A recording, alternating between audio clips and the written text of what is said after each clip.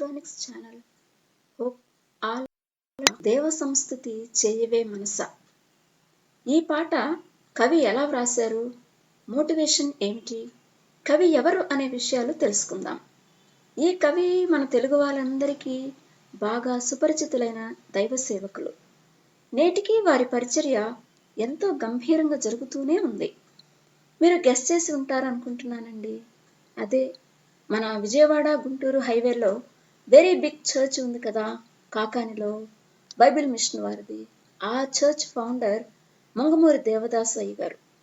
Skip చేయకుండా video చూడండి, blessings receive చేసుకోండి.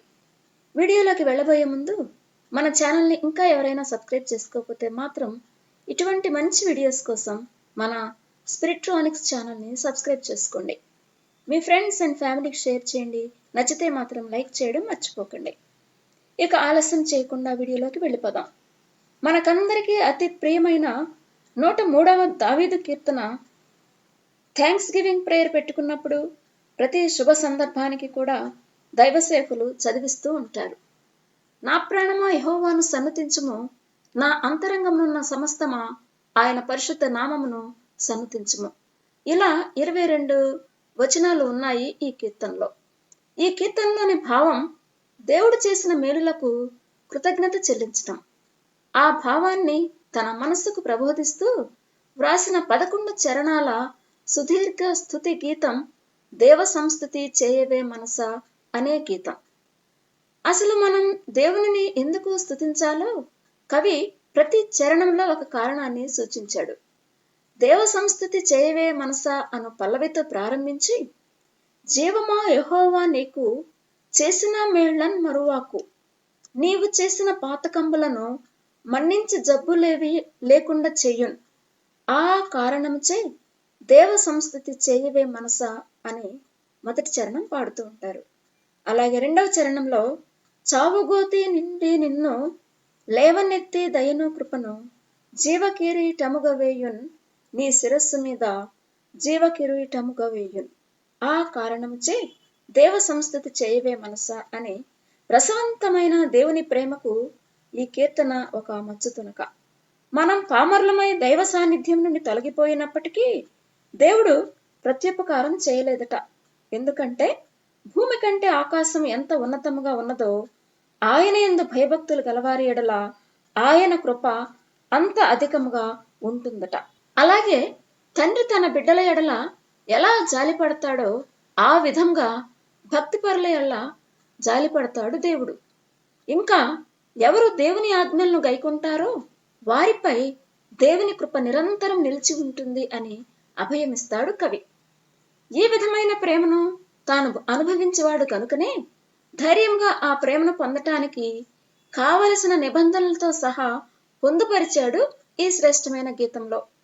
వారి జీవిత విశేషాలు క్లుప్తంగా చూసినట్లయితే, ఆయన తన సుదీర్ఘ జీవితాన్ని కఠోర బ్రహ్మచారిగా గడిపి గుంటూరు గోదావరి జిల్లాలలోని అన్ని వర్గాల ప్రజలను ఆకర్షించి క్రైస్తవ భక్తి జీవితంలో ఒక ఉప్పెనలా పొంగిన కవి దేవదాసు. ఈయన తూర్పుగోదావరి జిల్లా జేగురుపాడులో 1875వ సంవత్సరంలో యోనా సత్యవతి దంపతులకు జన్మించారు.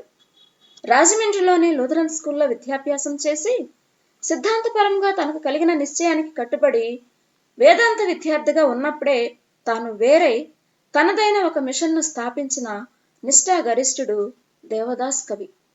తాను వేరైన తర్వాత కొంతకాలం రాజమండ్రిలోనే ఉండి అటు తర్వాత ప్రత్యేక ఆహ్వానంపై గుంటూరు చేరి క్రైస్తవులలో శ్రీమంతుడైన శ్రీ జర్రిపోతు రాజారావు ప్రాపకంలో స్థిరపడి బైబిల్ మిషన్ను స్థాపించి తన విశ్వాసాన్ని సిద్ధాంతాన్ని ధైర్యంగా ప్రకటించిన ధైర్యశాలి.